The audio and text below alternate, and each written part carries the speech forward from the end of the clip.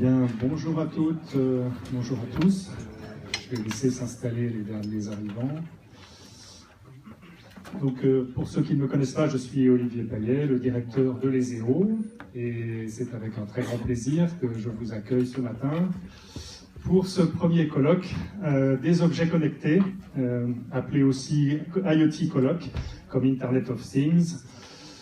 Première édition qui va se jouer à guichet fermé, comme on dit au théâtre, puisqu'on a dû clore les inscriptions déjà il y a quelques jours pour les exposants et pour les participants. On va avoir à peu près 600 participants aujourd'hui à ce colloque et plus de 50 exposants. Donc merci à tous de votre présence, de votre mobilisation, ça nous fait très plaisir. Je vais introduire brièvement cette journée. Je voudrais répondre rapidement à 3 questions. La première question, pourquoi un colloque sur l'IoT? Deuxième question, pourquoi un colloque sur l'IoT à Angers? Et troisième question, pourquoi un colloque sur l'IoT à l'ESEO? Pourquoi un colloque sur l'IoT? Un colloque sur l'IoT, je dirais que si on avait besoin d'une justification, votre présence en soi en serait une justification suffisante. Il y a une mobilisation, il y a un intérêt pour l'IoT. Mais plus que ça, l'IoT, je pense que vous en êtes tous conscients, l'IoT c'est la nouvelle frontière de l'économie numérique, voire de l'économie tout court. C'est là que tout va se changer dans les années qui viennent. Vous savez qu'on est en pleine révolution numérique, et la révolution numérique a connu plusieurs phases. Il y a eu d'abord l'informatique et l'Internet pour tous, première vague. Deuxième vague, il y a eu l'entreprise connectée, l'entreprise 2.0, l'entreprise en ligne, le commerce en ligne.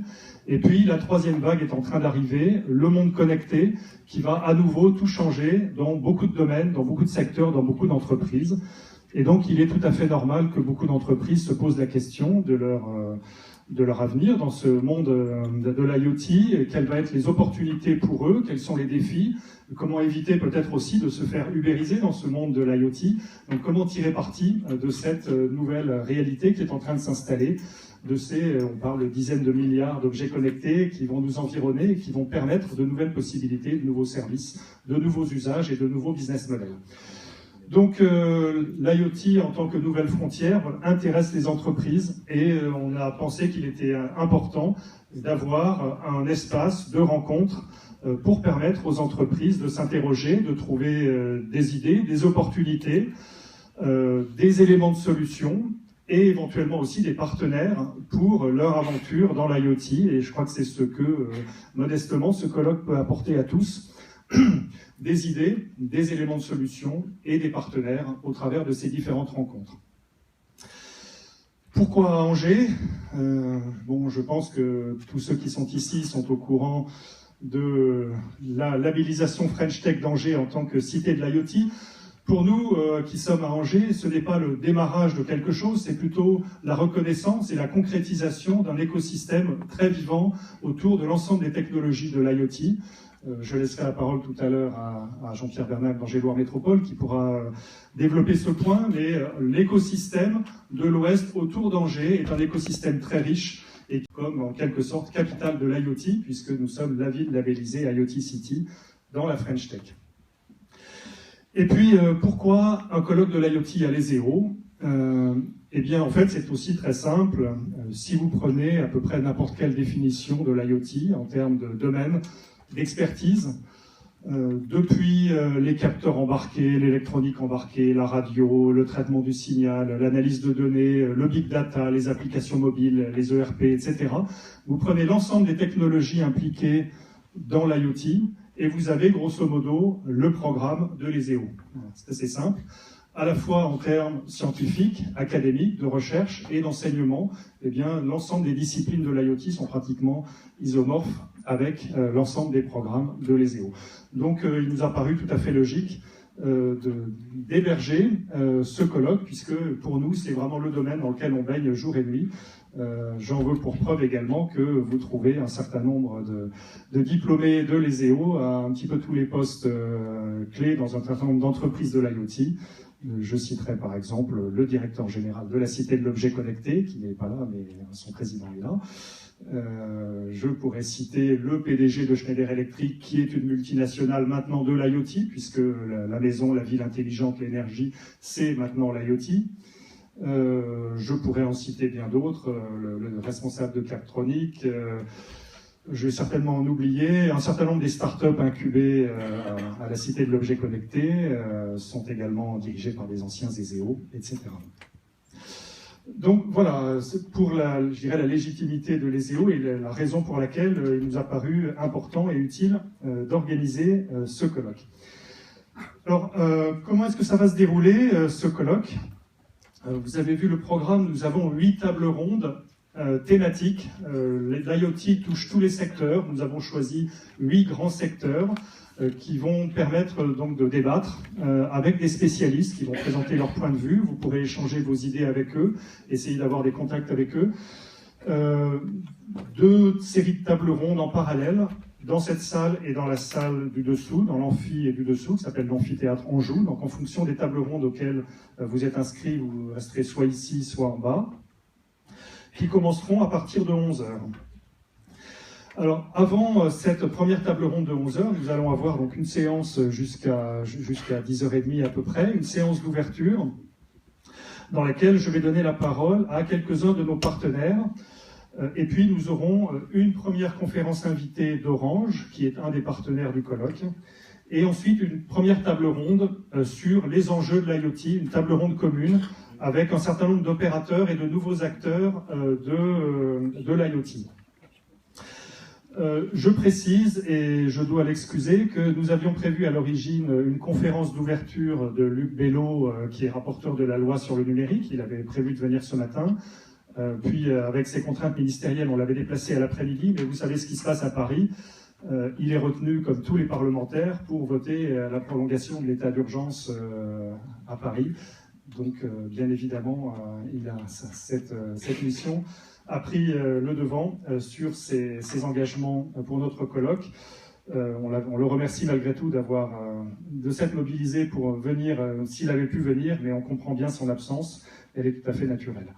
Donc finalement, la conférence de clôture sera animée entièrement par Jacques Lévinaire, qui est un très grand inventeur, un très grand scientifique et inventeur français. Je crois que c'est le premier déposant de brevet privé français, donc quelqu'un d'assez passionnant, qui nous fera une conférence de clôture à 17h, à l'issue de l'ensemble de ces tables rondes.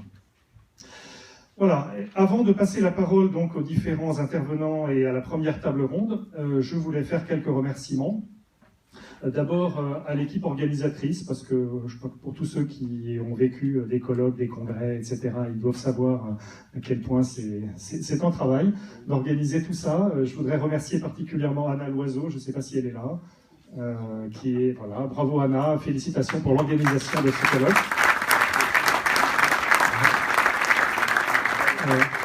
Avec également Pierre-Yves Pac de l'ESEO, Patrick Buchaillet, l'ensemble des services généraux de l'école, le service informatique de l'école qui s'est aussi mobilisé pour nous permettre de mettre à disposition des moyens, et puis les étudiants de l'école qui se sont aussi mobilisés pour la logistique et qui vont aussi participer à l'animation de cette journée. Donc merci grandement à eux, et puis je vais en profiter également pour remercier les 50 entreprises qui ont accepté de présenter leurs activités dans le showroom.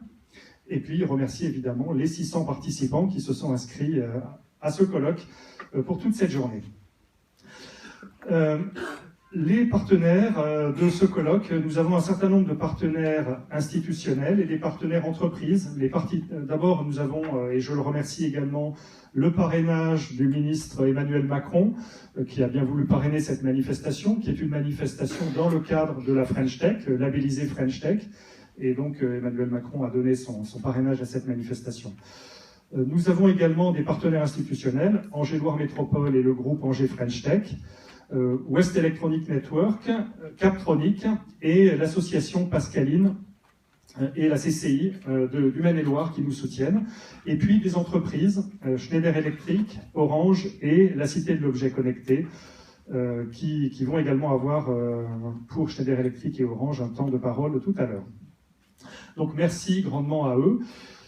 Voilà pour cette brève introduction, et puis je vais tout de suite donc laisser la parole à Jean-Pierre Bernheim, qui est représentant d'Angers-Loire Métropole, premier adjoint chargé du développement économique, de l'emploi, de l'enseignement supérieur, de la recherche, entre autres, je crois.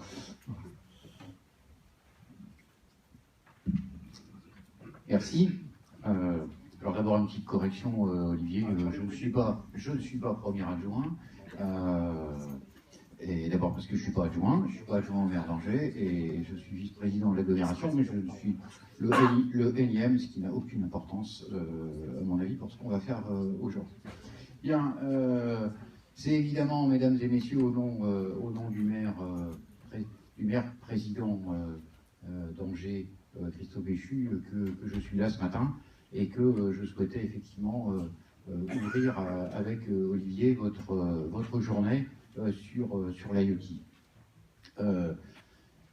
Il est évidemment extrêmement important dans un système dit un système connecté, de connecter à la fois les entreprises et puis le pôle universitaire.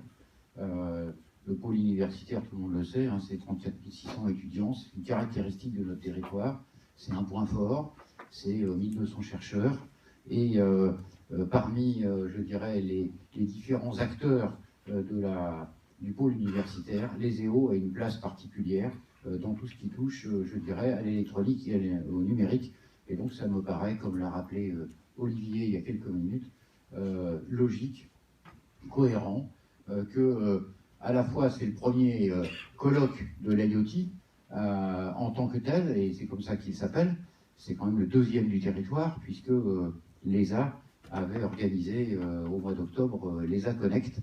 Donc on voit que le pôle universitaire de notre territoire se branche et va justifier bientôt la nouvelle appellation du territoire qui sera Angers Connectez-vous. Il est clair que notre territoire a connu en matière d'électronique au cours des décennies passées et surtout les plus récentes une évolution profonde avec ce qui a été l'occasion de drames humains que l'on connaît tous, je dirais la disparition je dirais des grands groupes, que ce soit Bull, que ce soit Thomson, que ce soit quelques autres grands noms, je dirais, de l'électronique, qu'on appelait à l'époque l'électronique grand public, et comme, je dirais, assez classiquement en économie, d'un malheur crée un futur par rebond. Et donc la disparition de ces entreprises a permis de créer un terreau fertile de beaucoup de petites entreprises. Alors aujourd'hui, on a des entreprises sur le territoire comme La Croix, comme Eolan, qui comptent plus de 3000 salariés dans le monde chacun. Mais au-delà de ça, il y a un terreau de quelques milliers d'entreprises qui travaillent dans ce secteur de l'électronique et du numérique. Et donc il n'est pas du tout anormal que Angers, compte tenu de ce terreau, soit devenu, je dirais, le symbole et la labellisation l'a reconnu, l'IoT French Tech, et donc le territoire reconnu au niveau local, national, et nous travaillons évidemment dessus au niveau mondial en matière d'IoT. Et pour ceux qui accompagnaient la semaine dernière le maire d'Angers à Austin, nous avons pu signer deux accords, l'un avec le maire d'Austin, l'autre avec un incubateur-accélérateur qui s'appelle Capital Factory, et où, je dirais, le renard sera présent à partir de 2016 pour accueillir des entreprises en croissance dans le cadre d'Austin, qui est le deuxième secteur, je dirais, du numérique et de l'IoT aux États-Unis. Eh bien, on voit bien, je dirais, le retentissement que peut avoir la labellisation IoT French Tech dès qu'on sort, je dirais, de notre territoire, où, suivant une caractéristique assez angevine, on a toujours la tendance à la modestie, voire, je dirais, à se cacher un peu. Ne vous cachez pas, sortez les renards, parce qu'ils sont reconnus bien au-delà de nos frontières. Ceci évidemment, a été possible, je dirais, grâce à l'initiative de l'accélérateur industriel qu'est la Cité de l'objet connecté. Et donc, il faut, je dirais, toujours lier dans nos esprits, je dirais, Angers French Tech et cette caractéristique particulière de notre territoire, où on a le seul accélérateur industriel du monde en matière de mise au point d'objets connectés. Alors, ces éléments sont aussi possibles, sont réunis par un travail collectif, celui qui est mené par Michel Pérennet en tant que délégué d'Angers French Tech, qui est mené par le RFI WISE, dans lequel WeNetwork et son directeur Sébastien Rospide assurent, je dirais, une mise en réseau de l'ensemble de la partie industrielle. Et puis, il ne faut pas oublier l'Université d'Angers, qui a, dans le cadre, je dirais, de ce RFI WISE, la nécessité et la responsabilité du développement de la partie universitaire de l'IoT. Et c'est dans ce cadre-là, d'ailleurs, que, dans le cadre d'un contrat d'alliance qui a été signé entre l'Université d'Angers et l'agglomération Angers-Loire Métropole, que l'on cherchera dans les années qui viennent à créer une structure de recherche spécialisée sur l'IoT, avec les difficultés, je dirais, que nécessite et que entraîne, je dirais, ce type d'orientation, de création ex nihilo d'une unité de recherche. Je voudrais, sans être trop long, citer un autre fait significatif, c'est que Angers veut être un territoire d'innovation en matière et d'expérimentation en matière d'IoT. Donc, il y a deux initiatives. Il y a une initiative qui s'appelle PAVIC, pour faire de la ville d'Angers une ville intelligente, et d'être capable d'expérimenter tout nouveau, je dirais, dispositif IoT pour donner une première référence aux entreprises qui travaillent dans ce domaine, et puis d'abord les entreprises du territoire, mais aussi, je dirais, des entreprises qui viennent de l'extérieur, de Nice par exemple, puisqu'on parlait tout à l'heure, d'un coussin connecté. Donc on a déjà mis en place dans les EHPAD de la ville les coussins connectés inventés sur Angers. Peut-être qu'on mettra aussi dans d'autres EHPAD, je dirais, les coussins connectés inventés à Nice. Voilà, et juste pour... donc, ayez tous en tête, vous qui êtes des acteurs économiques du territoire, que auprès de Michel Pérennet ou auprès d'Aldev, eh bien, on est toujours ouvert à tester, expérimenter, je dirais, les objets connectés qui se créent, qui s'inventent sur notre territoire. Et puis, évidemment, quand on regarde le programme de votre colloque d'aujourd'hui, eh bien, l'ensemble des thèmes qui vont être abordés en table ronde sont les thèmes centraux. Et je trouve que pour un premier colloque, je dirais, aborder tous les thèmes, j'ai simplement repéré une difficulté pour chacun d'entre vous, c'est qu'il y a deux colloques à la fois, en même temps, et que dans certains cas, j'aurais eu le temps de participer à la totalité du colloque, j'aurais été bien embêté pour choisir si je travaille dans la cave ou si je travaille ici, pour trouver la bonne table ronde. Et comme on n'a pas le rond d'ubiquité, j'espère que vous êtes au moins venus à deux par structure pour pouvoir suivre la totalité des tables rondes. En tout cas, je vous souhaite une excellente journée, et puis je vous retrouverai ce soir. Merci Olivier d'avoir organisé ce colloque avec vos équipes. C'est par ce type de manifestation que l'on fera reconnaître au quotidien que Angers est bien la terre de l'IoT. Merci.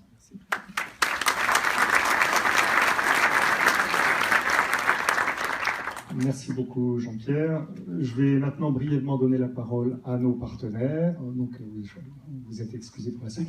Je vais commencer peut-être par Captronic. Jean-Yves Desmarques qui va présenter brièvement son organisation.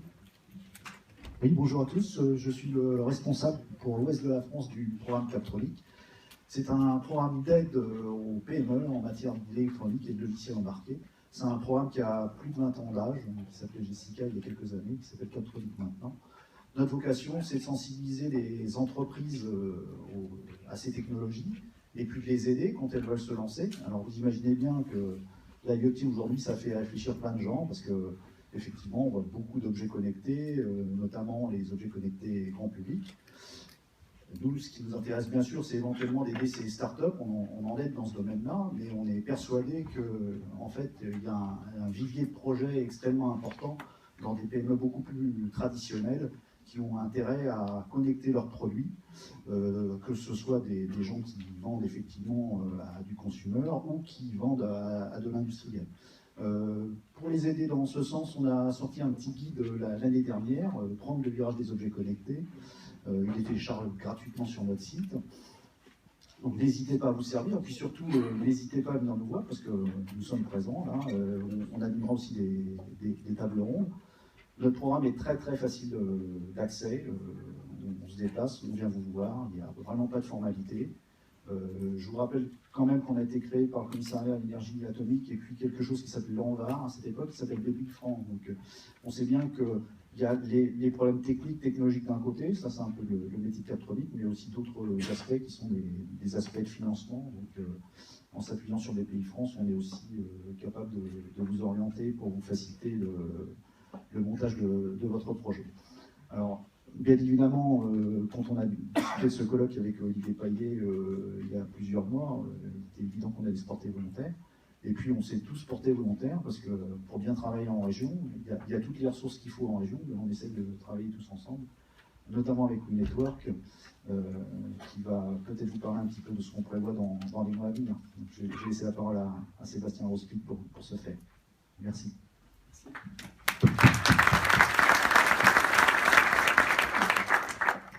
Merci Jean-Yves. Donc je vais être très très court, juste pour vous rappeler que We Network, c'est le cluster industriel du Grand Ouest basé à Angers, qui regroupe environ 200 membres industriels de l'électronique et des systèmes intelligents.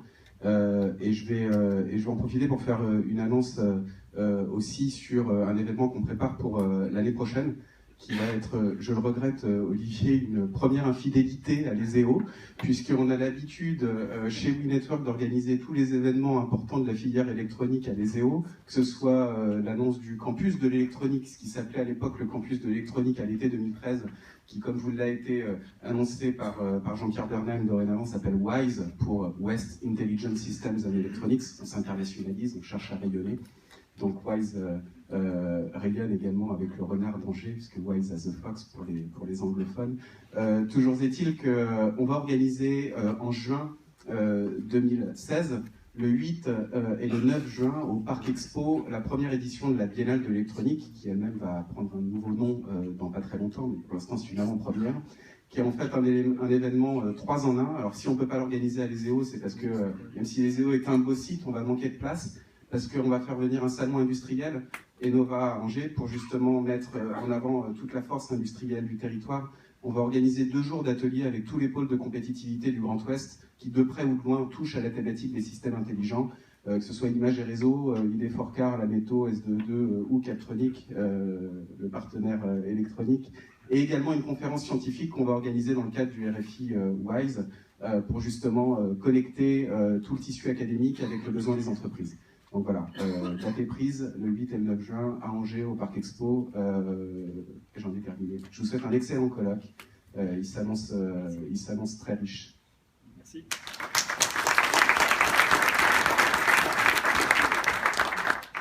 Merci Sébastien. Je vais maintenant passer la parole par vidéo interposée à Schneider Electric. Jean-Pascal Tricoire, le PDG de Schneider Electric. Pourquoi par vidéo interposée? Vous savez peut-être que le siège de Schneider Electric est à Hong Kong.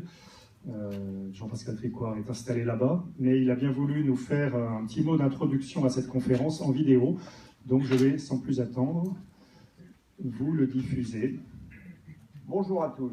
C'est un grand plaisir et un peu d'émotion d'être avec vous aujourd'hui au travers de cette vidéo. Pour moi, l'ESEO, ça a été la découverte de la technologie, avec des gens qui sont devenus des amis autour de moi, et l'opportunité dans une école qui applique la technologie à des problèmes pratiques, l'opportunité de résoudre des problèmes en appliquant des technologies ou des combinaisons de sciences et de technologies. Aujourd'hui, vous vous réunissez sur le sujet de l'Internet des objets, Et j'ai envie de vous dire que notre génération, votre génération, a une énorme chance. Lorsque nous regardons les 20 années qui viennent de s'écouler, l'Internet a connecté 2,5 milliards de personnes ensemble. Si vous regardez les 5 années qui vont se dérouler devant nous, nous allons connecter 2,5 milliards de gens de plus, donc tout ça fera 5 milliards de gens connectés au niveau mondial. Mais la grande différence, c'est qu'Internet va d'abord être au sujet, ou va servir la connexion des objets aux objets, des machines aux machines, et des objets aux personnes et aux usagers. Donc, la nouvelle révolution d'Internet, c'est bien de nous connecter, nous les utilisateurs, à notre environnement pour mieux en partager le potentiel et pour mieux nous aider à l'utiliser de façon plus efficace et de façon plus durable. Le grand sujet de notre génération, finalement, c'est la digitalisation. Et cette digitalisation est probablement une révolution aussi importante que l'imprimerie. C'est quelque chose qui change fondamentalement la manière, la capacité à échanger la connaissance et la manière d'interagir avec notre environnement. Lorsque j'ai commencé à travailler chez Schneider, il y a une trentaine d'années, nos produits étaient faits de technologie électrique. Dans les 20 années qui ont suivi, nous avons introduit l'électronique à tous les niveaux pour amener de l'intelligence, pour permettre des traitements de données très sophistiqués et permettre que ces produits soient connectés. Si je regarde les 10 dernières années, ce que nous avons fait, c'est systématiquement de digitaliser l'expérience de nos clients. Nous assurer que nos produits qui étaient connectés soient connectés à Internet, que nous amenions au sommet de ces produits des analytiques et que nous convergions et agrégions les données de ces produits dans des bases de données, dans ce qu'on appelle aujourd'hui le big data, pour permettre aux utilisateurs, à nos clients ou à des sociétés tierces d'utiliser ces données pour produire des informations et aider l'exploitation de nos installations. Aujourd'hui, on peut dire qu'un produit, c'est un mélange d'électricité chez Schneider, d'électronique et d'analytique. Et nous ne concevons pas des systèmes, ou nous ne concevons pas des nouveaux produits sans leur donner immédiatement une fonction digitale. La fonction digitale est devenue partie intrinsèque de tout ce que nous réalisons. La digitalisation a changé énormément la relation avec nos clients. D'abord, nous restons connectés à nos systèmes et nos clients restent connectés à ces systèmes. Ce qui permet à tous les acteurs d'une installation, quelque chose qui par nature est très critique pour les utilisations de nos clients, tous ces acteurs, qu'ils soient les concepteurs, qu'ils soient les utilisateurs, qu'ils soient les installateurs, de partager des données et de travailler ensemble à l'amélioration des systèmes. Et puis l'autre énorme modification d'expérience avec nos clients, c'est l'expérience commerciale, où le choix de nos produits se fait sur le web, où l'interaction avec nos services techniques se fait à la demande et sur des périodes qui peuvent être parfois très courtes, sur des questions extrêmement pointues, au travers du web complété par un certain nombre de services comme des chats ou des call centers.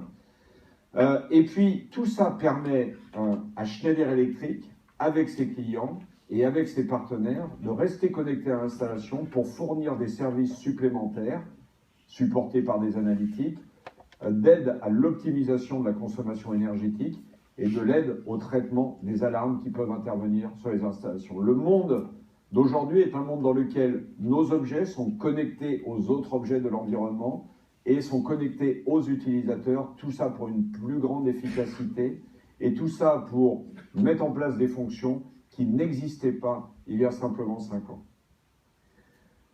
Je vous souhaite une excellente rencontre aujourd'hui. Je pense qu'un des autres éléments de la digitalisation, c'est le fait que la digitalisation permet des collaborations entre individus, entre sociétés qui n'existaient pas dans le passé. Et la base de cette collaboration, au-delà de l'espace digital, c'est de savoir se rencontrer, de partager nos passions, de les partager ensemble et de voir comment la somme de deux savoir-faire entre deux sociétés ou entre deux communautés permet de fournir des fonctions qui n'existaient pas auparavant. C'est ce que nous faisons tous les jours chez Schneider, c'est ce que je vous souhaite aujourd'hui de faire dans ce colloque qui est extrêmement important puisque vous travaillez sur la révolution de notre génération. À bientôt.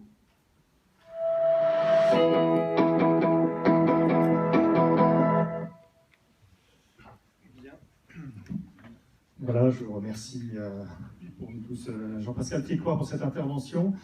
Bon, je pense que vous avez pu constater qu'effectivement Schneider Electric était à l'origine d'une multinationale de l'électricité et maintenant une multinationale de l'IoT. Je crois que ce virage a été fait pour eux. Je vais maintenant passer la parole à Orange, à Sabine Lacroix, qui est directrice du marché entreprise de l'Ouest pour une première conférence d'ouverture. Merci à elle d'intervenir. Merci. Bonjour mesdames et messieurs. Au nom d'Orange, donc, je vous assure de toute notre bonheur, notre joie d'être parmi vous aujourd'hui et je remercie les EO pour avoir mis en œuvre et créé ce premier colloque sur les objets connectés. Alors on parle d'IoT, on parle d'objets connectés et c'est un marché qui bruisse énormément.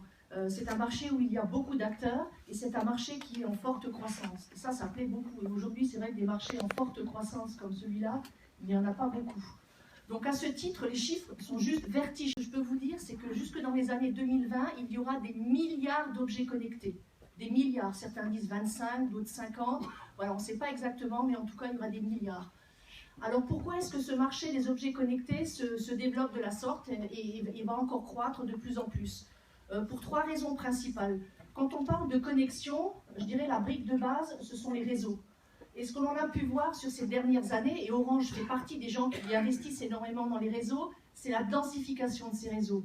Parce que quand on parle d'objets connectés, de milliards d'objets connectés, on peut être n'importe où dans le monde. On peut être au fin fond d'une campagne, en centre-ville, dans un bunker, et il faut pouvoir avoir la connectivité pour justement que l'objet puisse dialoguer.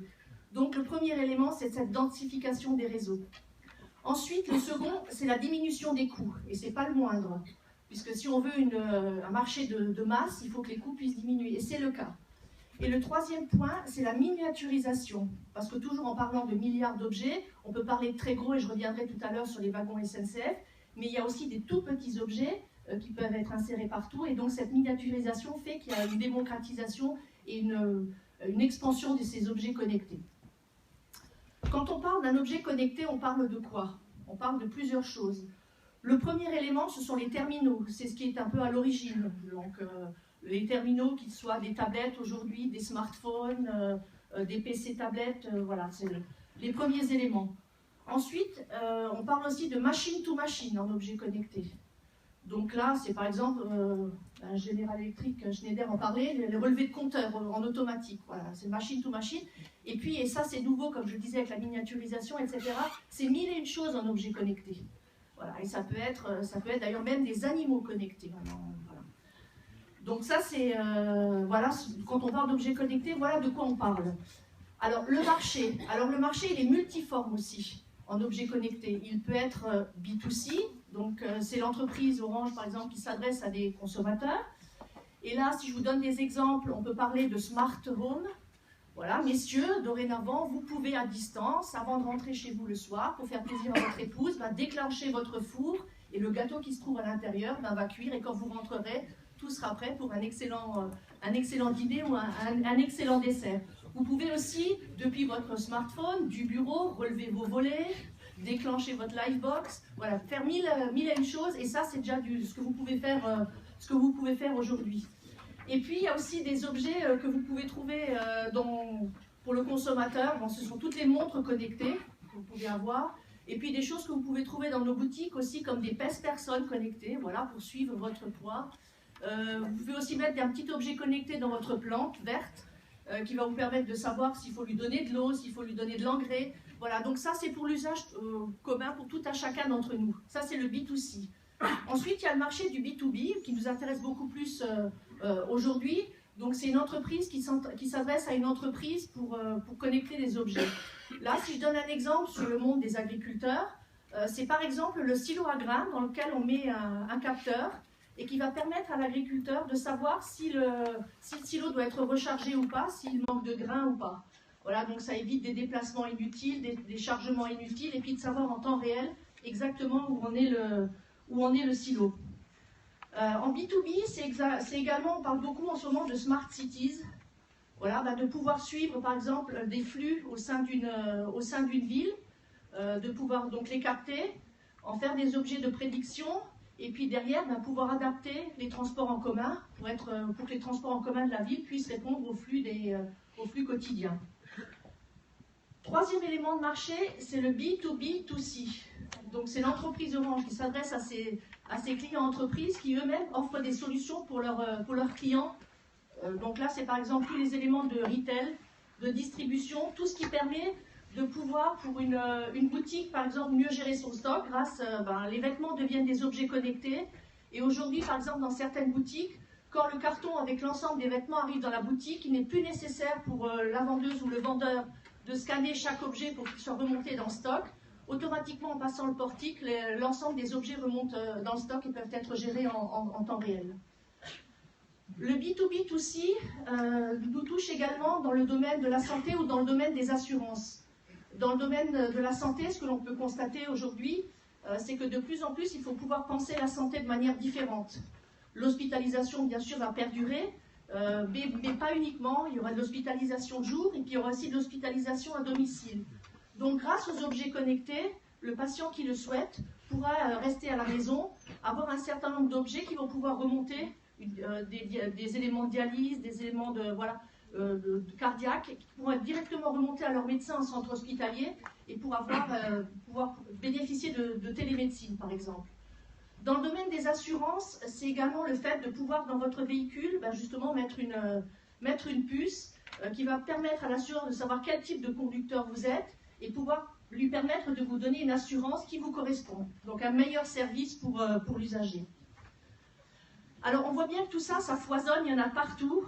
Et ça va changer nos vies. Alors ça va changer nos vies à titre personnel, on le pressent bien, puisque tous ces objets qui vont nous entourer vont nous faciliter la vie.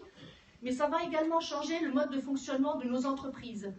La façon dont on va gérer le marketing des choses, des objets, la façon dont on va gérer nos équipes, tout ça va changer. Je vous donnerai un exemple. Nous venons d'équiper au sein d'Orange l'ensemble de notre force commerciale de PC tablettes.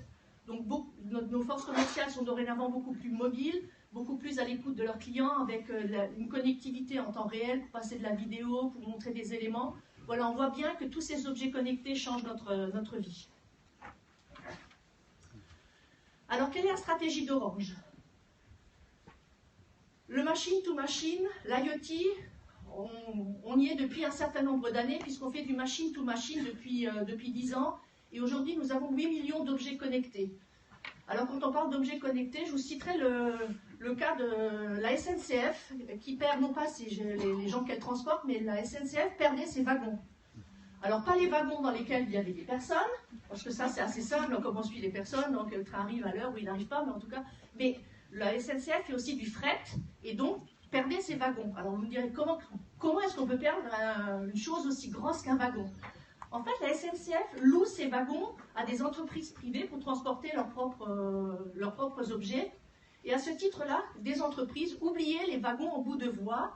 Et puis, quand il n'y avait pas une gestion en temps réel des wagons, la SNCF, si l'entreprise ne lui ramenait pas le wagon, le perdait. C'était des centaines de wagons.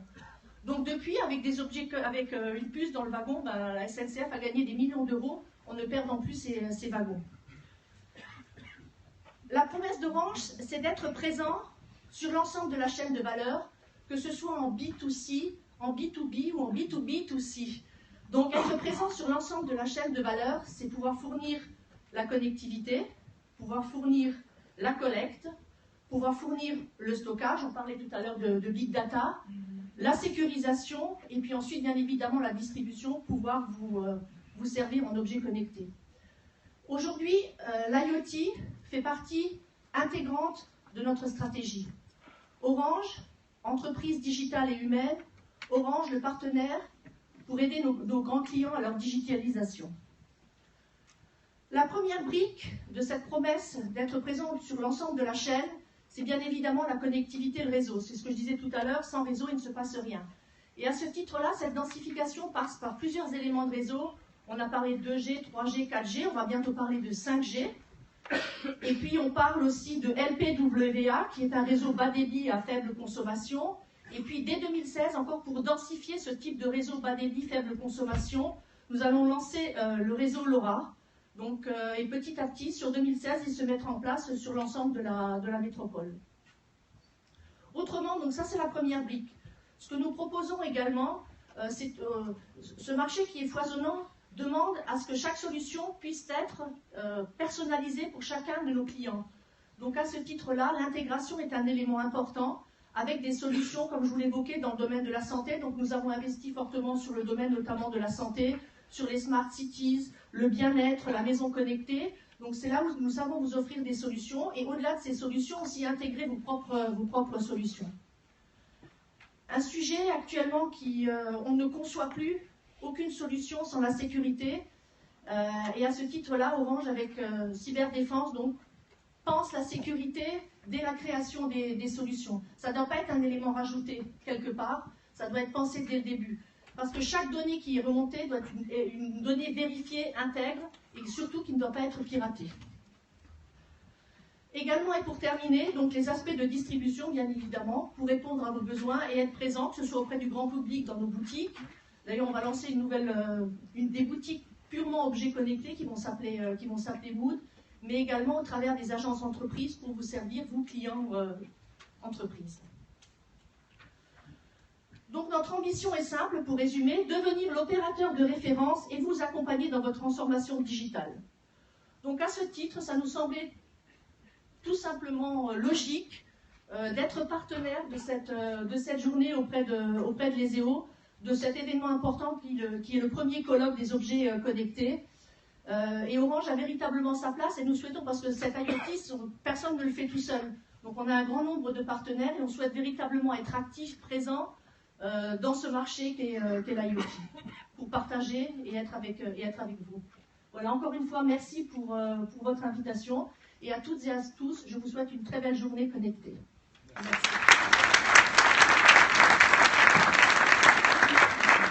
Merci beaucoup, Madame Lacroix. Bien, maintenant, sans plus tarder, je vais demander aux différents participants de notre première petite table ronde de nous rejoindre sur la scène. Je vais demander donc à Alain Locos, Philippe Ménard d'Orange.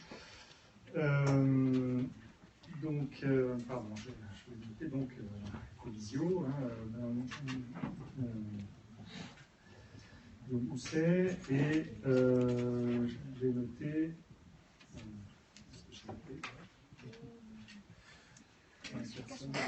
Monsieur Casson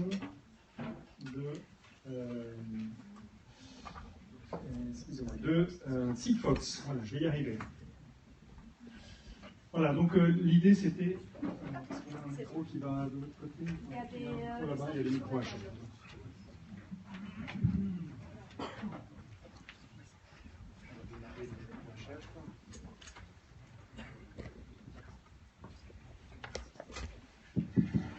Voilà, donc ça marche, et vous entendez, oui, c'est bon. L'idée c'était d'une entrée en matière à ce colloque, donc que chacun d'entre vous présente son point de vue assez brièvement, quelques minutes si vous le voulez bien, sur ce qui vous paraît être les enjeux critiques, les enjeux clés de l'IoT, pas simplement pour votre entreprise, mais de façon un peu générale pour les entreprises, pour l'économie, votre point de vue en quelques minutes sur les enjeux clés de l'IoT. On va faire un petit tour de table de ce panel, et puis on donnera la parole à la salle pour éventuellement quelques questions qui vous concernent.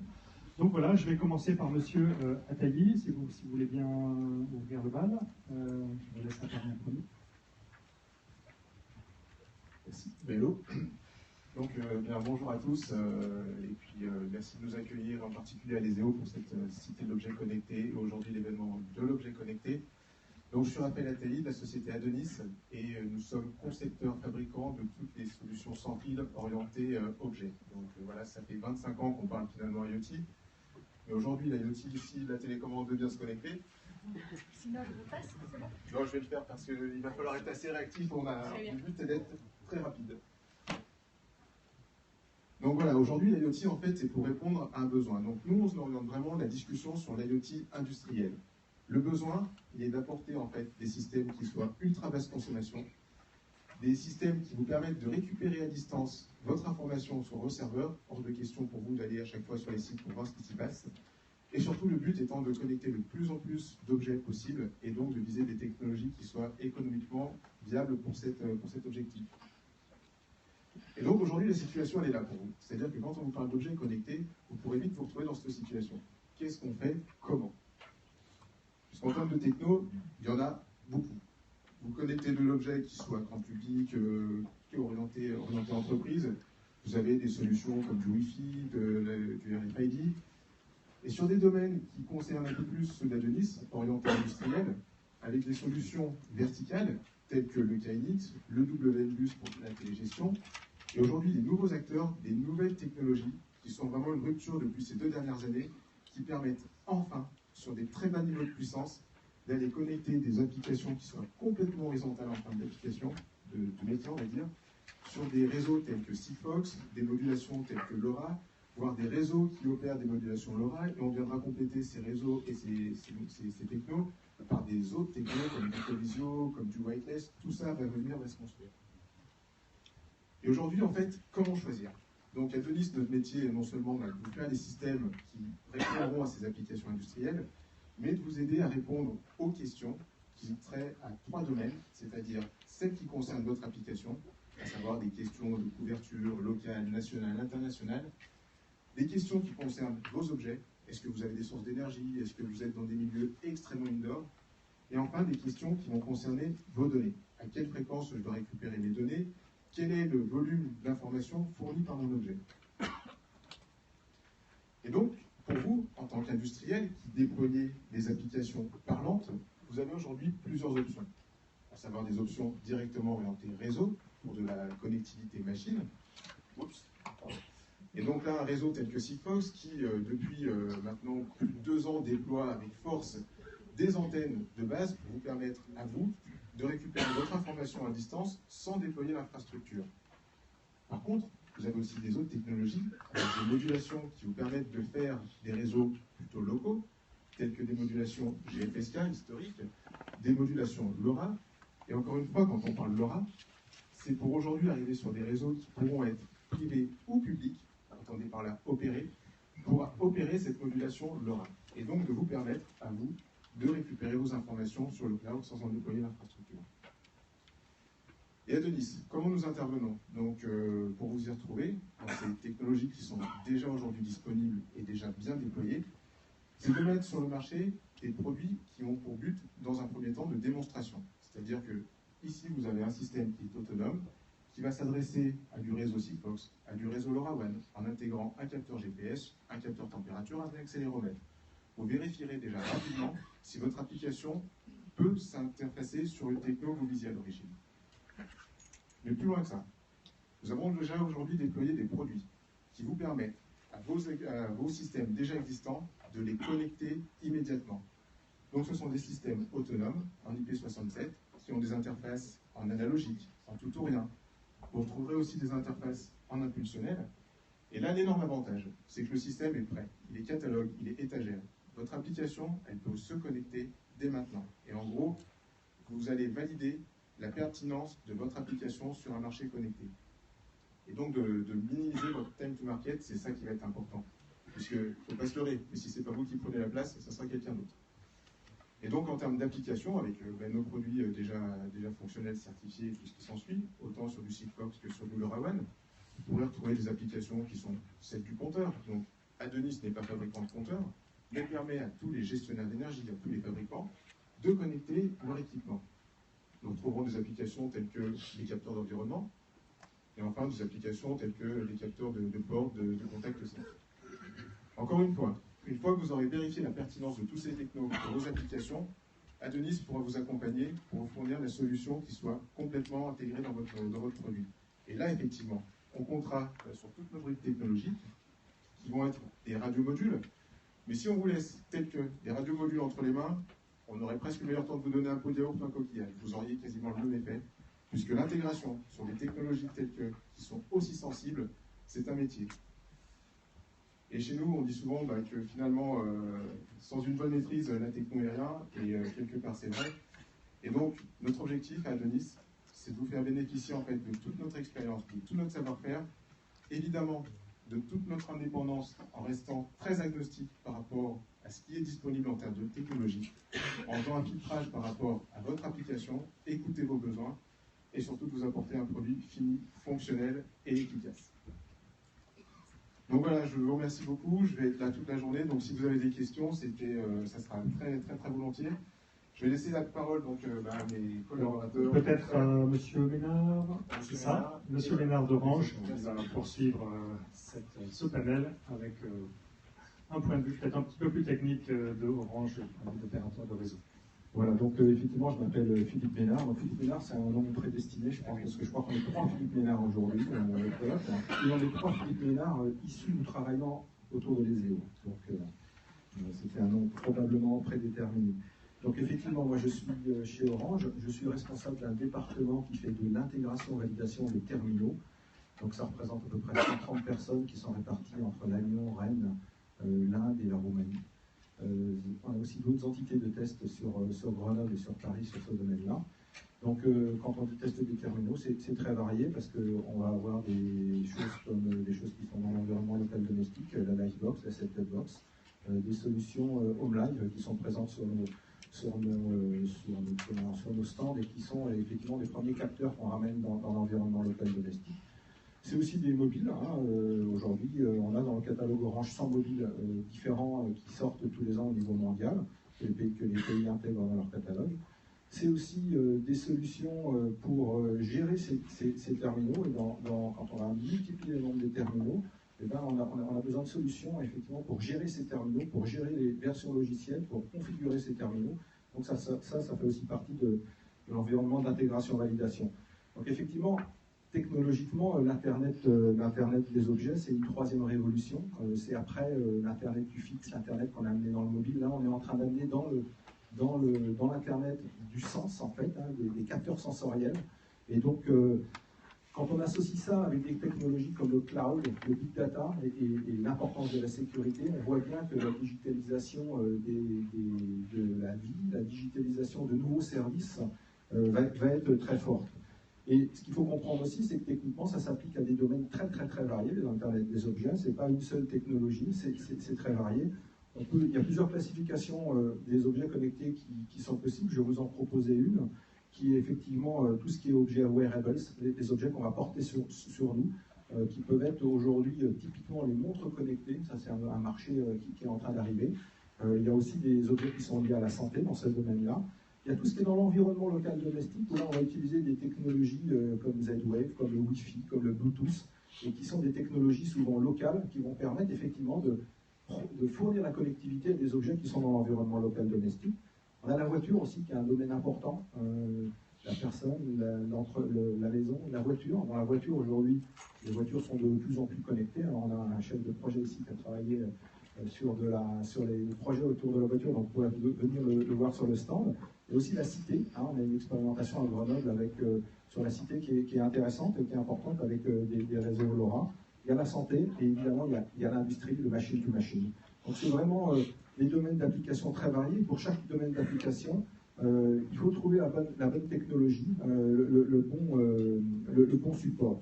Donc effectivement, la position d'Orange, comme disait Sabine tout à l'heure, elle est sur l'ensemble de la chaîne de valeur, du device, du réseau, de la densification des réseaux. Il y a plusieurs types de réseaux pour adresser les objets connectés. Il y a des choses qui sont très bien à faire en 2G, en 3G, en 4G, des choses qui sont très intéressantes à faire avec du LoRa.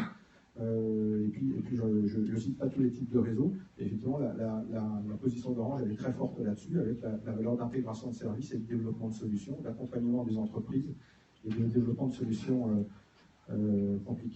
complexes pour accompagner les entreprises. Moi, ce que je voudrais insister, c'est sur l'importance de la normalisation. Je vous dis juste de vous donner un exemple. Dans mes équipes, j'ai des équipes qui testent la Livebox. Une Livebox, il faut à peu près 12 à 18 mois pour tester une Livebox, pour la mettre au point. Donc on en sort, entre le marché grand public et le marché entreprise, on en sort 2 tous les 2-3 ans. D'accord ? J'ai une équipe qui teste des mobiles comme ça. D'accord ? Des mobiles, on en sort 100 par an. On en teste 100 par an. Quand vous comparez la complexité des produits, on va dire elle est similaire. D'accord ? Mais il y a un domaine qui n'est pas normalisé, le domaine des box. Il y a un domaine qui est complètement normalisé, c'est le domaine des terminaux. Et pourquoi c'est important de normaliser ? Parce que les gens se mettent d'accord sur comment ça doit fonctionner.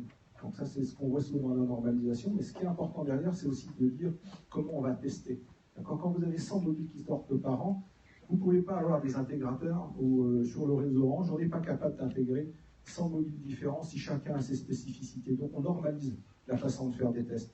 On normalise la façon de faire des tests et on donne des tampons de certification à des labos qui sont souvent en Chine, qui donnent des tampons de certification de conformance par rapport à des plans de test qu'on développe en normalisation. Donc on a 2 organismes de normalisation au moins qui sont très importants dans notre environnement, c'est le 3GPP et le GCF, le 3GPP qui fait des normes et des plans de test, et le GCF qui s'occupe de normaliser, de donner des tampons d'agrément à des labos pour qu'ils puissent donner des tampons sur les devices.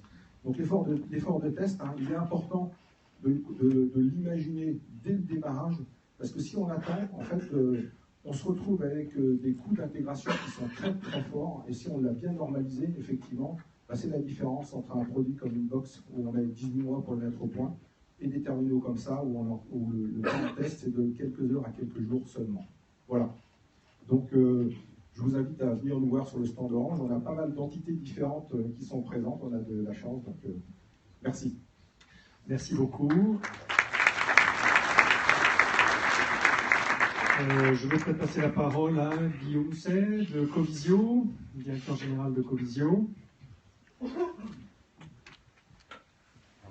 mes slides tiennent là-dessus. Bonjour à tous et à toutes. C'était un petit peu impromptu. Ça marche. Ça marche, c'est bon. C'est bon. Bonjour à tous et à toutes. J'interviens de manière un petit peu impromptue, donc voilà, mes slides tiennent sur ma petite page. Difficile de passer après Schneider et Orange, évidemment, mais je suis ravi d'être ici à plusieurs titres. La première, c'est que je suis un ancien de l'ESEO, comme Olivier a pu le citer, on est un peu beaucoup, désolé. La deuxième, c'est que Covisio est une entreprise angevine, donc basée à quelques kilomètres d'ici. On est souvent qualifié de start-up, mais malgré tout, on a été créé en 2009, avec, j'espère, une belle histoire qui continue sur la mise en place en fait, et le déploiement de réseaux très bas débit. C'est un mot un petit peu nouveau pour beaucoup de personnes, mais c'est, entre guillemets, un nouveau pan de l'IoT. L'IoT, c'est 3 lettres qui veulent à la fois dire beaucoup de choses et pas grand-chose, dans la mesure où derrière ces 3 lettres, il y a beaucoup de définitions différentes. Le positionnement de Covisio, il est clair, il est d'être opérateur de réseau, donc de déployer des réseaux privés ou publics, en associant à ces réseaux des services à valeur ajoutée. Alors c'est extrêmement important, c'est que pour nous, le réseau, c'est évidemment la clé, la pierre angulaire en fait de nos systèmes, de nos solutions, mais on parie beaucoup sur la valeur faite autour des objets, et pas seulement des objets, on parle beaucoup des objets connectés en tant que produits, mais il ne faut pas oublier que l'objet connecté apparaît aussi grâce aux applis mobiles. Donc dissocier les deux, pour nous, ça nous paraît un petit peu compliqué, et c'est pour ça qu'on parie sur le fait en fait de proposer un ensemble de services sur lesquels sont basés notre propre réseau qu'on a déployé déjà sur à peu près 29 pays. Donc Covisio, c'est au départ une histoire à l'international et puis un retour en France avec une levée de fonds en juillet de 10 millions d'euros. Donc le positionnement de Covisio, comme je le répète, il est sur les réseaux très bas débit. Donc vous avez entendu beaucoup de noms qui sont cités, donc mon camarade qui va parler juste après. Voilà. On a choisi aussi un positionnement qui est un peu différent. C'est de se dire qu'il n'y avait pas de bataille technologique à avoir. La problématique, elle est d'offrir de la connectivité au client. Le client se fichant, entre guillemets, un petit peu de la technologie. Le but, c'est que la connectivité soit présente et que les objets fonctionnent. Donc, on a annoncé il y a à peu près un mois qu'on serait le premier réseau bimode en France. Donc, évidemment, l'idée, c'est de continuer à l'international, mais démarrer par la France. Et donc, d'intégrer à la fois la technologie Covisio, qui est basée sur l'ultra narrowband, qui nous semble être une solution la plus pertinente pour ce type de réseau, mais également de penser à d'autres technologies comme la technologie LoRa, qui ont eux aussi leurs avantages, et de proposer en fait au client une solution sécurisante pour lui. Donc ça a été nous semble-t-il, un positionnement assez différenciant et assez novateur par rapport aux autres, et qui fait énormément écho auprès de nos clients, qui eux ont besoin de sécuriser, qui évidemment se posent la question de savoir quelles technologies vont émerger, quels standards vont émerger. On parlait tout à l'heure du 3GPP, de la 5G. Enfin, c'est des choses sur lesquelles on est extrêmement intéressé. Je vais revenir juste pour quelques instants et pour conclure sur les objets connectés, la problématique des objets connectés. Donc nous, on se positionne clairement sur les petits objets qui envoient des petits messages. Et ce qui est assez amusant, c'est que dans toutes les conférences auxquelles on peut participer, on entend tout le temps le mot smart. Donc smart XXX, smart grid, smart home, smart etc. Sauf que ce qu'on n'imagine pas, c'est que finalement, on change de nom, mais les problématiques sont toujours les mêmes. Le smart home, ni plus ni moins, c'est la domotique d'il y a 10 ans, à quelque chose près. Et ce qu'on constate en discutant avec des prospects ou des clients, c'est que finalement, tous les cas d'usage sont à créer. Donc tout ce qui est transformation de l'existant, c'est un pan de l'IoT, des objets connectés, mais finalement, tous les use cases qui vont sortir, ce sont des nouveaux besoins qui ne pouvaient pas exister pour des questions économiques. Les réseaux très bas débit, le point extrêmement intéressant, c'est que ce sont des coûts annuels de connexion pour un objet qui sont extrêmement bas. Donc ça va permettre à des entreprises, et c'est ce qu'on constate tous les jours quand on discute avec des personnes, c'est que l'IoT va venir de nouveaux usages, de nouveaux cas d'usage. Évidemment, tout ce qui est smart meter, remonter des compteurs à eau, etc., ça va être quelque chose qui va certainement se transformer avec l'IoT, mais tous les nouveaux cas d'usage et les dizaines de milliards d'objets vont arriver justement sur des nouveautés et pas uniquement sur des transformations existantes. Donc voilà un petit peu comment on voit les choses. C'est extrêmement structurant, on est ravis d'être présent, il y a énormément de projets qui foisonnent partout, donc n'hésitez pas à contacter Covisio, on a un stand juste à côté, on sera ravis de vous recevoir et de discuter de vos projets. Voilà, bonne journée à tous, merci encore. Merci beaucoup. Je vais peut-être passer la parole à Patrick Cazon, directeur commercial France-Espagne de Sigfox. Merci. Bonjour à tous. Donc, je vais essayer de répondre à la question initiale, les enjeux de l'IoT. Pour nous, notre vision est un des enjeux de l'IoT, notamment dans le marché du B2B, c'est ce qui nous intéresse un petit peu plus aujourd'hui, c'est l'international.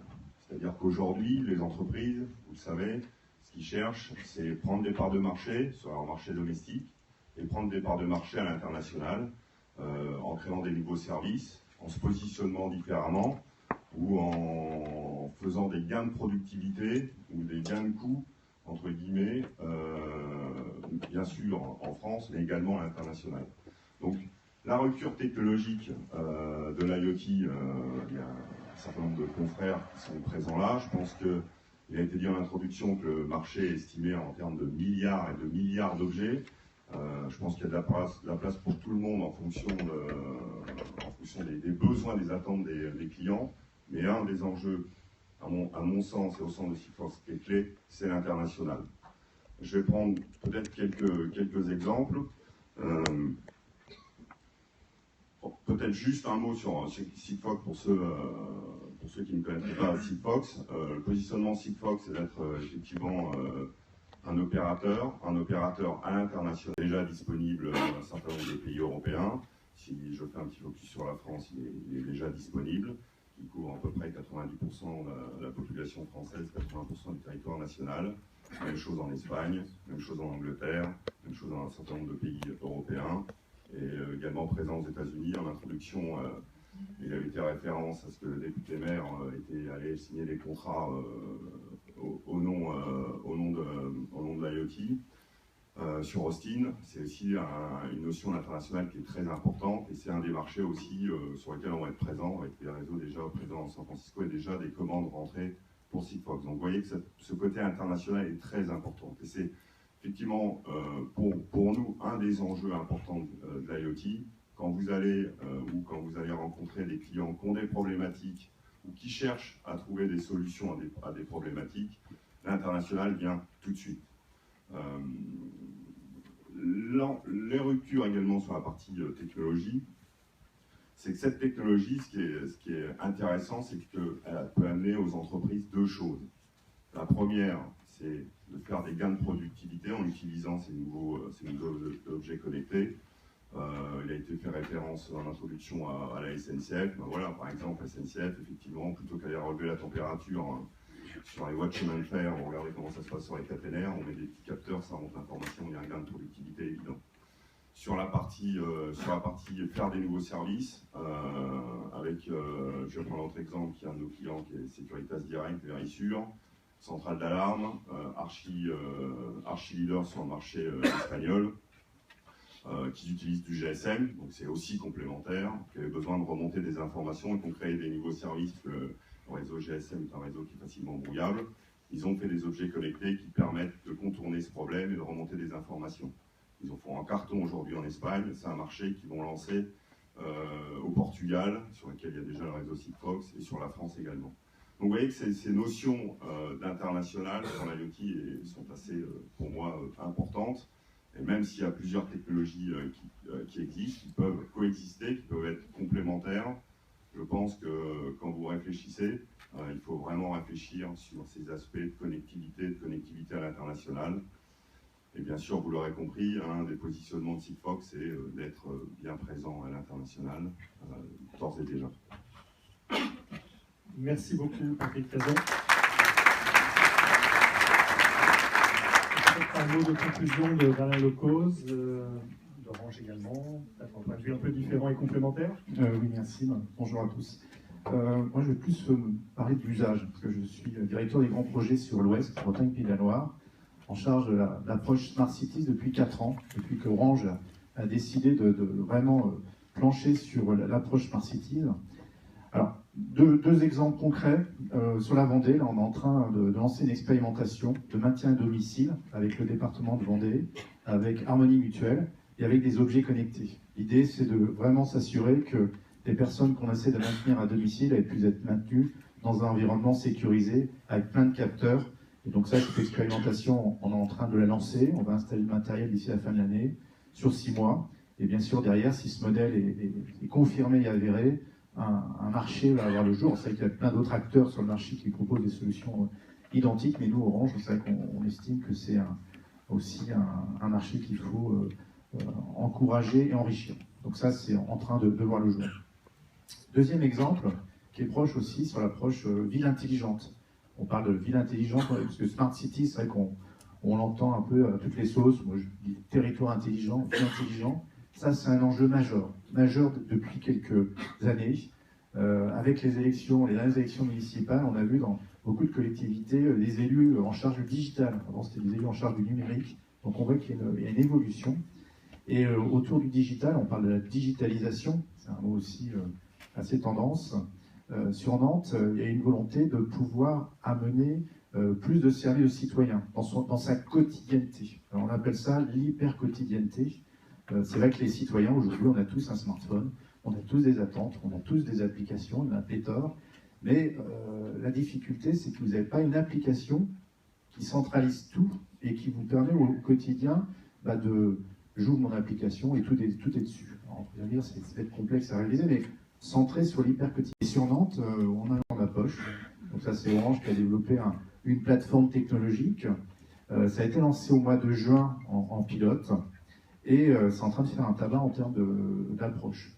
Car l'approche, c'est pas juste Orange qui a dit tiens, je lance une application, ça y est, c'est super. Non, on a travaillé en co-construction. Je reprends les propos de Schneider aussi, c'est exactement le cas. On voit qu'on a changé aussi de modèle. On ne peut pas lancer tout ça en son coin, on est obligé de travailler ensemble. Co-construction, déjà un premier niveau, c'est avec les citoyens. C'est qu'avant de lancer une application, une solution, c'est bien d'avoir le retour des citoyens, savoir ce qu'ils attendent. Donc déjà, il y a eu une animation des ateliers pour essayer de bien comprendre les enjeux. Ensuite, c'est de travailler avec la collectivité, parce que dans une ville, il y a de nombreux services dans différents domaines.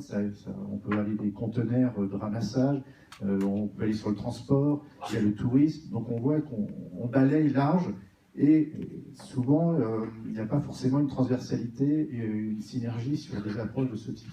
Donc il y a eu ce travail-là. Mais on a également travaillé avec l'écosystème numérique nantais, donc les startups, les industriels. Et on voit que le fait d'avoir lancé une application de ce type-là, les objets connectés ou les objets qui ne sont pas encore connectés, c'est aussi l'intérêt, ça suscite, on se dit, tiens, si demain je rendais tel objet de la vie quotidienne dans ma ville, si on le rendait connectable pour apporter un service pertinent. Donc aujourd'hui, on est complètement dans cette réflexion. L'application est lancée, là, en phase pilote. On est en train de travailler sur une V1, une V2. Et moi qui ai géré des projets dans ma carrière à l'international et d'autres projets, c'est la première fois où je travaille sur un projet où je ne sais pas dire où est la fin. Donc on est complètement dans un monde, c'est nouveau, parce que je n'ai pas incapable de dire que ça sera fait dans 1 an, 2 ans, 3 ans. Non, on avance parce que les usages, on doit les construire et les co-construire. Donc aujourd'hui, je suis incapable de vous dire dans 2 mois, dans 6 mois, voilà l'usage. Donc on est vraiment sur un nouveau modèle et les objets en tant que tels. C'est pour ça que je dis mon téléphone devient un téléphone connecté, c'est un objet connecté parce qu'on voit qu'il peut embarquer plein de solutions. Et juste un petit exemple sur Nantes, on va embarquer une solution pour les commerçants, car les commerçants ont du mal à capter de nouveaux clients. Et on va se servir de la géolocalisation. Alors ça va faire un peu l'effet du beacon, pour ceux qui connaissent le beacon, qui est aussi notre solution pour adresser. On va lancer un service pour que les commerçants puissent envoyer des bons plans en géolocalisant quelqu'un qui passera à 200 mètres, 300 mètres de son magasin, il recevra une notification. Voilà. Ça, c'est un genre d'exemple, mais pour les collectivités qui veulent dynamiser leur centre-ville face aux grands centres commerciaux qui ont une force de frappe, c'est aussi un moyen de rendre la vie plus simple. Puis le dernier exemple, c'est aussi les parkings.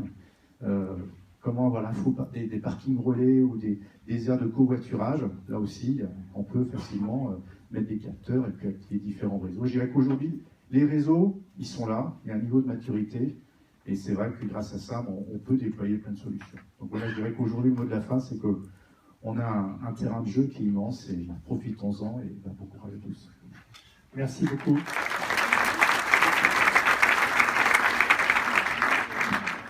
Bien, merci à tous ces experts de l'IoT qui se sont exprimés.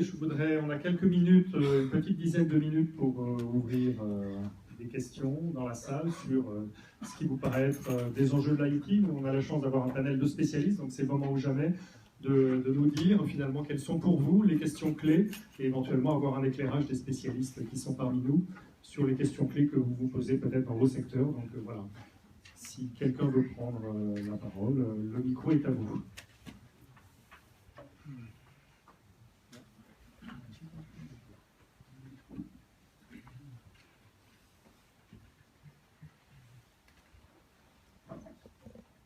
Bonjour, Marc Mercier, Société Schneider Electric. J'ai une question qui est vraiment personnelle, quelque part.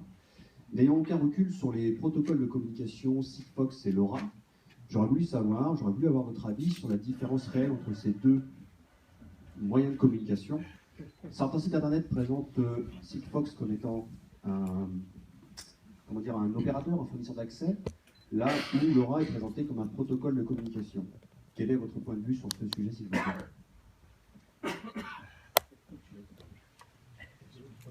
Moi, je vais dire, vous avez les deux solutions dans la question. Il y en a un qui est un protocole et qui est quelque chose qui est plutôt un standard ouvert, alors que je pense que Sigfox propose plus une solution avec sa propre solution technique.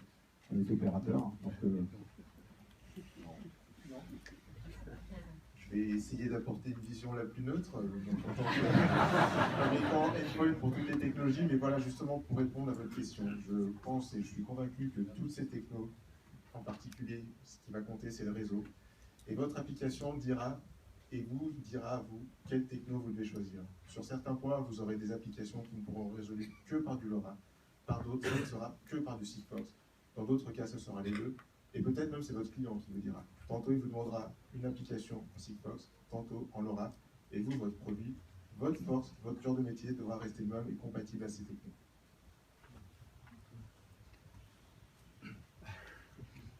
Il y a un point qui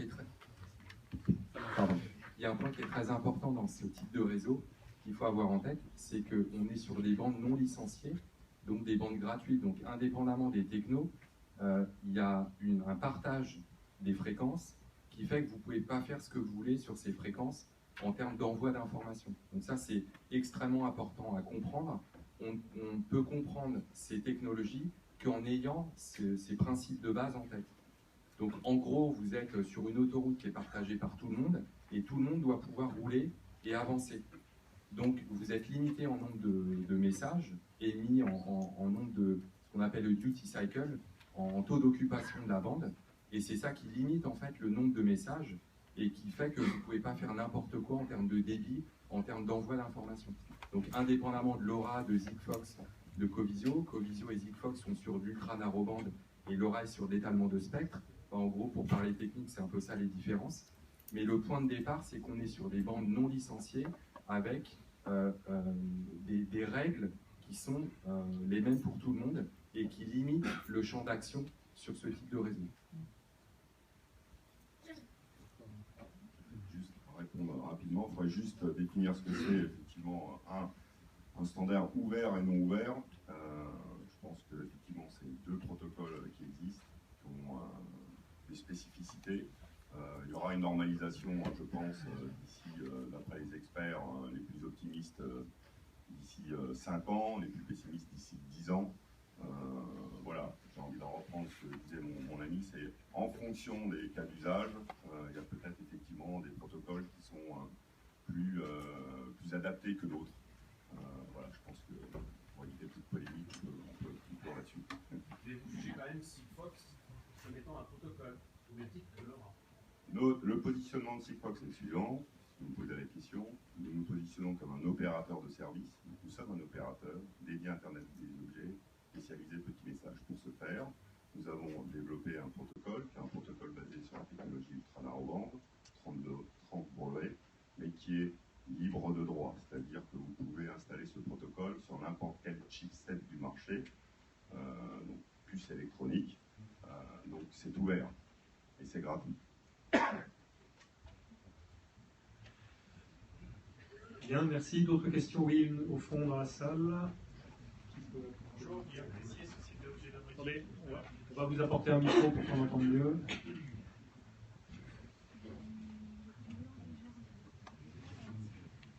Bonjour, Guillaume Tessier, Société Objet Domotique.com.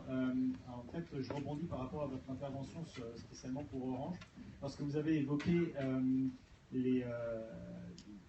la logique de mettre l'application avec le développement que vous avez fait sur Nantes. Vous savez que la Poste développe également la même forme avec le hub numérique. Première forme de ma question. Et la deuxième, c'est plutôt au niveau du consommateur final qui, lui, voit l'arrivée de tous ces objets. Il y a tout un chemin de démocratisation pour lui donner accès à ces objets.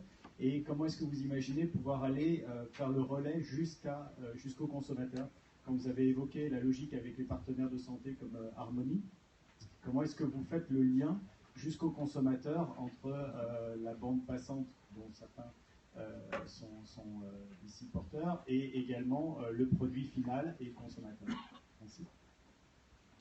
Alors, je vais répondre par la dernière question. Le deuxième point sur la partie santé, on travaille avec le département de Vendée et la commune d'Esnay, ça se réaliser à Esnay. Donc c'est eux qui ont le contact avec les citoyens. Parce qu'effectivement, on est obligé c'est normal, c'est eux qui ont la relation avec le citoyen final et les personnes qu'on veut maintenir à domicile. Donc il y a un travail de collaboration et de recrutement, parce que là on va faire cette expérimentation sur 15 foyers, 15 personnes âgées, maintien à domicile.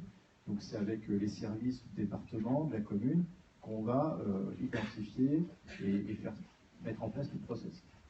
Est-ce que je réponds à la question?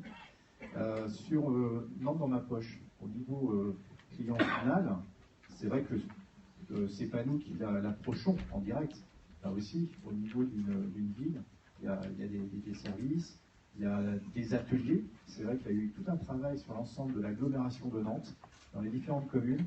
Le soir, moi j'habite sur une commune de métropole, dans mon newsletter de ma commune, il y avait, tiens, ce soir, atelier dans ma poche, vous voulez tout savoir sur cette application, avec des démonstrations. Donc il y a un accompagnement à mettre en place. Donc c'est vrai qu'on voit bien que il faut accompagner dans le changement, avec le risque, effectivement, et ça c'est un risque qu'il ne faut surtout pas négliger, c'est qu'on laisse sur le bord de la route un certain nombre de citoyens qui ne sont pas technophiles, qui ne sont pas avec un smartphone. Et ça, c'est le danger aussi de la digitalisation. Et ça, c'est vraiment un enjeu fort. C'est comment on accompagne ces personnes-là. ou comment on essaie de les amener vers la digitalisation, on n'y arrivera pas pour toutes ces personnes-là. Donc il y a d'autres façons aussi d'apporter des services. Donc il y a une dualité entre cette digitalisation et puis les autres personnes. Une question à gauche. Oui, je peux peut-être la poser si vous m'entendez. Ouais, ce serait mieux avec le micro quand même aussi.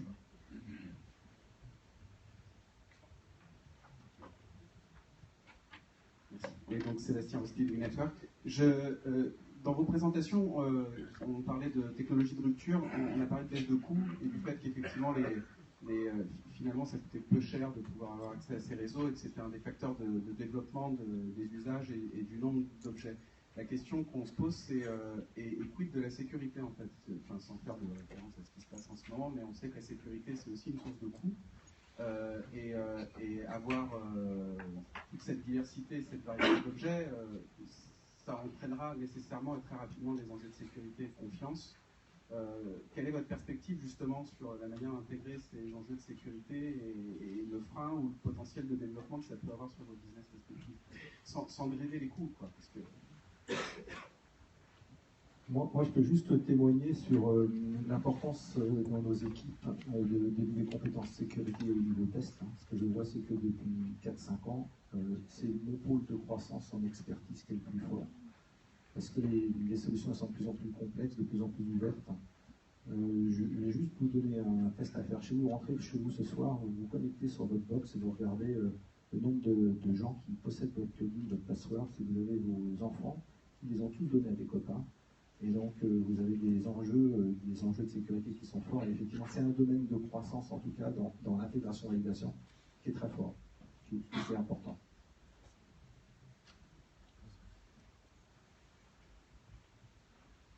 Donc effectivement, c'est une question très importante. Donc c'est en tout cas sur la partie Sigfox déjà pris en compte dans le protocole Sigfox. Je ne vais pas rentrer dans le détail, mais c'est déjà des choses qui sont faites qu'on peut bien sûr toujours améliorer. Et c'est pour ça aussi que cette technologie est utilisée aujourd'hui dans certains secteurs du ministère de l'Intérieur, du ministère de la Défense. Le fait qu'il y ait une capacité de résilience de ce type de protocole qui est assez forte. Donc c'est des choses. L'ultra-narrowband, pour entrer, pour faire un petit peu d'historique, c'est un protocole qui était utilisé, qui était remis à jour avec un certain nombre de brevets bien sûr par Sigfox, mais initialement l'ultra-narrowband a été fait pour les sous-marins pendant la Seconde Guerre mondiale pour envoyer des petits messages très loin.